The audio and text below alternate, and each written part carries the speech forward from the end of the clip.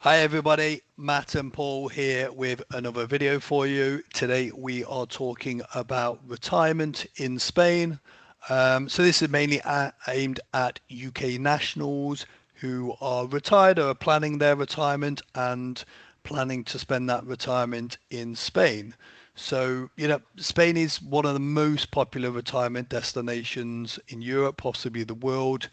But most people don't plan it properly. And as Paul and I constantly are telling you on these videos, planning properly in advance is very important. So our video today is talking about retirement in Spain. It's going to be a brief one. Clearly, we can't cover every aspect of retirement in Spain, but maybe we'll just outline a few things that you need to take into account. So, Paul, a UK national who is planning to relocate to Spain for their retirement, what are the sort of things that they need to consider? Yeah. Well, firstly, if it's for retirement, you know the type of visa that you require to establish your tax residency, your physical residency in Spain, because clearly, um, once you Brexit, you no longer have the right to work, study, and move abroad or move within the European Union. So you need a non-lucrative visa, which means a visa where you have no intention of seeking employment and gainful employment. You're just there as a retiree. So you need to get the non-lucrative visa, and you have to go through the various steps to obtain that non-lucrative visa and to formally establish your residency in Spain. And that will have its own set of rules and requirements and the process involved. So that's the first thing to consider. I think I've mentioned in other videos, and I'll repeat it again, that when it comes to moving to Spain, it's one of those things you have to plan well ahead, uh, because everything moves at a slower pace, and you need to be cognizant of the fact that if you don't follow a sequence in the right order and do it well ahead of your planned move, then it can have dire consequences. One of those things is pension planning, because Spain introduced a rule post-Brexit that non-EU pension transfers are taxed in their entirety at income tax rates on or at the point of transfer if you're a tax resident. So essentially you transfer a pension pot of 1 million and you get a tax bill of 55%, 550,000 gone.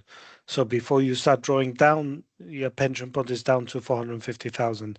And there's steps that you can take with some risk because they are not very guaranteed, but the steps you can take, you know, starting the process of moving a pension, for instance, 18 months ahead of time to make sure it's transferred before you become a tax resident. So when you become a tax resident, the pension is already an EU pension and you don't get taxed.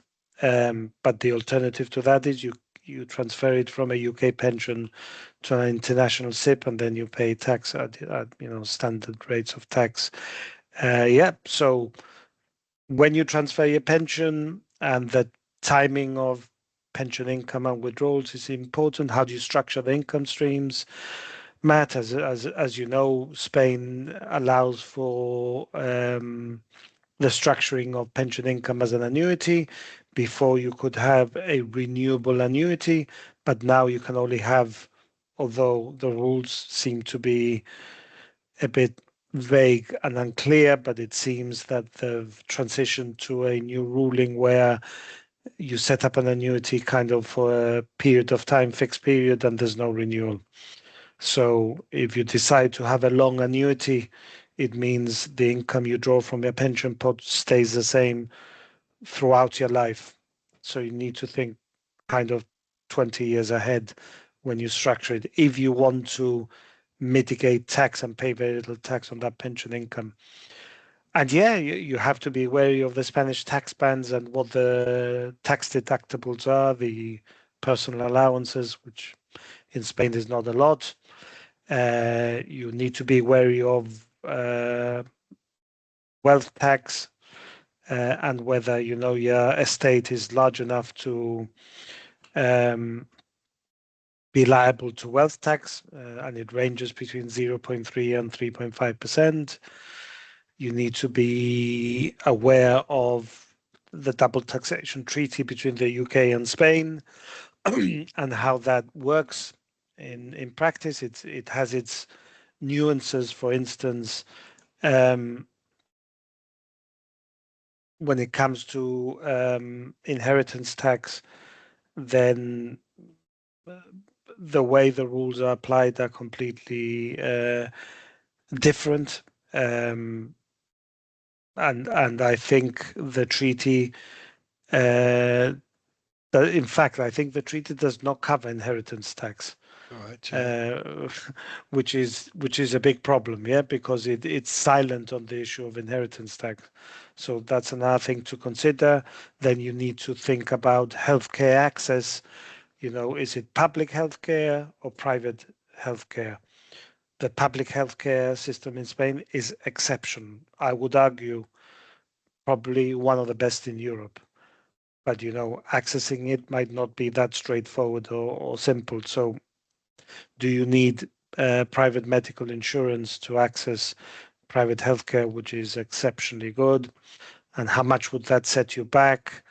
And then you have to think about UK expat communities and integrating into those communities.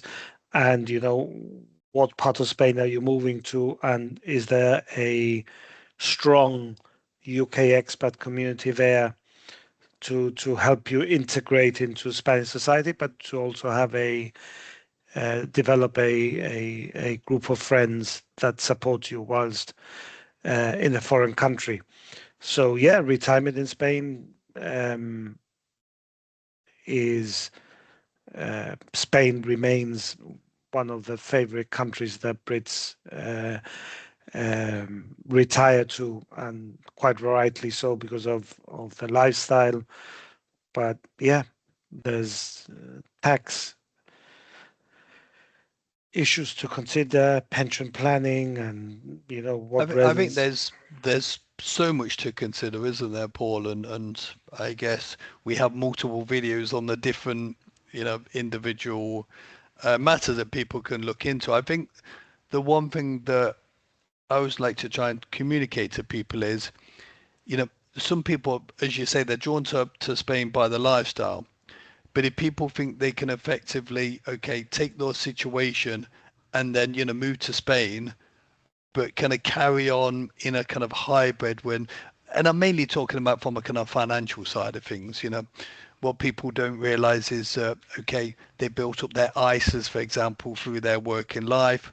Spain doesn't recognize the ISAs and therefore they will be taxed, but there are tools and products that people can use as a tax resident in Spain. So you need to adapt your situation as a retiree in Spain. But it's a complicated thing. But as we say, you plan in advance, you do things properly, you do things carefully, and you can take advantage of the situation. Then retirement in Spain could be an amazing thing for anyone. I think that's fair to say. Yeah, no, definitely. Definitely. I Good. think you summed it up perfectly well. Good. So for those planning retirement, then stay online, watch our next video, which is tax in Spain versus the UK. There's a bit of insight there which may help you in your decision making when you're considering your retirement in Spain. As always, please subscribe to our channel. There's more videos coming. Feel free to like, comment on our videos, anything else that you want to see from us, we can cover that for you. And for those who want to start the planning process or realize maybe they should have started it by now, reach out to us. We'd be more than happy to talk to you. But for now, thank you and goodbye.